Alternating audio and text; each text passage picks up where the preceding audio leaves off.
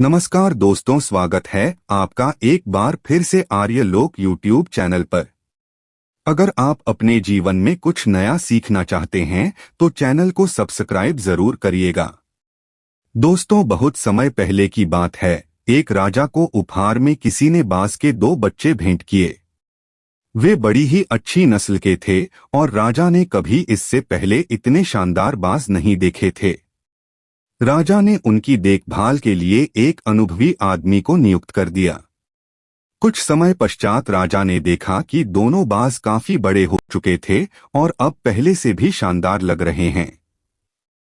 राजा ने बाजों की देखभाल कर रहे आदमी से कहा, मैं इनकी उड़ान देखना चाहता हूं। तुम इन्हें उड़ने का इशारा करो। बाजों की देखभाल करने वाले आदमी ने राजा की आज्ञा पाकर दोनों बाजों को उड़ने का इशारा किया।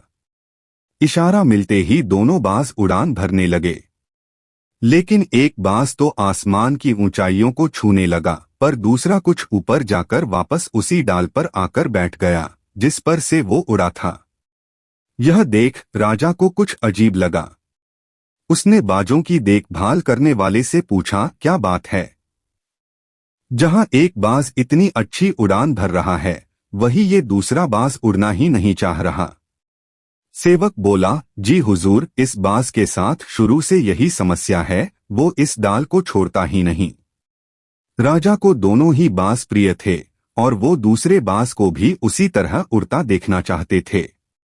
अगले दिन पूरे राज्य में ऐलान करा दिया गया कि जो व्यक्ति इस बाज को ऊंचा उड़ाने में कामयाब होगा उसे ढेरों इनाम दिया जाएगा। फिर क्या था, एक से एक विद्वान आए और बाज को उड़ाने का प्रयास करने लगे, पर हफ्तों बीत जाने के बाद भी बाज का वही हाल था। वो थोड़ा सा उड़ता और वापस डाल पर आकर बैठ जाता। फिर एक दिन कुछ अनोखा हुआ। राजा ने देखा कि उसके दोनों बाज आसमान में उड़ रहे हैं। उन्हें अपनी आंखों पर यकीन नहीं हुआ और उन्होंने तुरंत उस व्यक्ति का पता लगाने को कहा जिसने ये कारनामा कर दिखाया था। अगले दिन वह दरबार में एक व्यक्ति आया। वह व्यक्ति किसान था। दरबारियों ने बताया कि उसी ने बाज को दूसरे बाज की तरह ऊंचा उड़ाने में कामयाबी हासिल की है। राजा उसे इनाम में स्वर्ण मुद्राएं भेंट करने के बाद राजा ने कहा, मैं तुमसे बहुत प्रसन्न हूँ, बस तुम इतना बताओ कि जो काम बड़े बड़े विद्वान नहीं कर पाए वो तुमने कैसे कर दिखाया। किसान ने कहा, मालिक, मैं तो एक साधारण सा किसान हूँ, मैं ज्ञान की ज्यादा बातें नहीं जानता। मैंने तो बस वो डाल काट दी जिस पर बैठने का आदी हो चुका था, और जब वो डाल ही नहीं रही तो वो भी अपने साथी के साथ ऊपर उड़ने लगा। कुछ ऐसा ही हम सबके साथ होता है।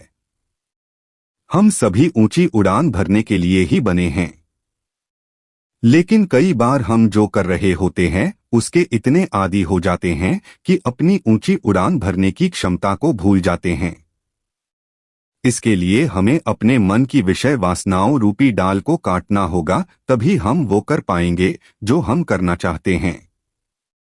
दोस्तों, आज के वीडियो में बस इतना ही। कहानी आपको कैसी लगी कमेंट में जरूर बताएं और वीडियो को लाइक करें, शेयर करें और चैनल को सब्सक्राइब जरूर करिएगा। अंत तक बने रहने के लिए आपका बहुत बहुत धन्यवाद।